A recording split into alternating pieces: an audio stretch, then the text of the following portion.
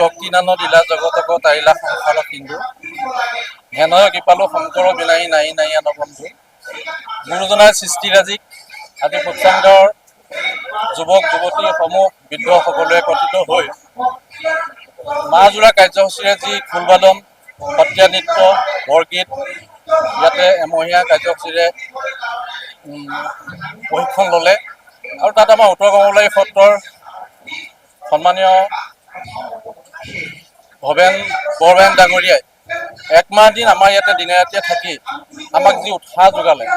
আৰু সত্ৰীয়া সংস্কৃতি এটা আমাৰ মাজত মানে সোমোৱাই দিয়া যি প্ৰয়াস কৰিলে তাত আমি তেখেতক ধন্যবাদ জনাইছোঁ আৰু এই যাত্ৰা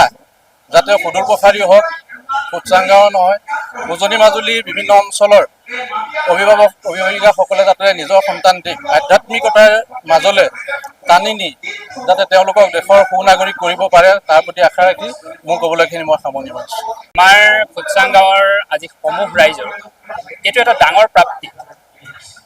মানে আমি বহুদিনৰ পৰা বহু কষ্ট কৰিছিলোঁ, আমাৰ এটা বহুত ডাঙৰ সপোন আছিল এইটো, এই সপোনটো আজি আমি সাৰ্থক ৰূপ দিব পাৰিছোঁ। বিশেষকৈ মাজুলী বুলি ক'লে সত্ৰীয়া সংস্কৃতিৰ প্ৰাণ কেন্দ্ৰ, কিন্তু আমাৰ উজনি মাজুলী অংশটোত এই সত্ৰীয়া সংস্কৃতিৰ প্ৰভাৱটো অলপ কম।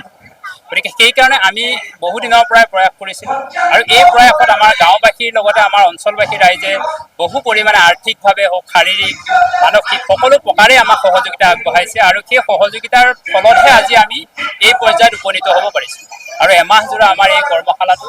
আমাৰ সংগীত নাটক একাডেমী বঁটাপ্ৰাপক ভৱেন বৰবায়নদেৱে আমাক দিনে ৰাতি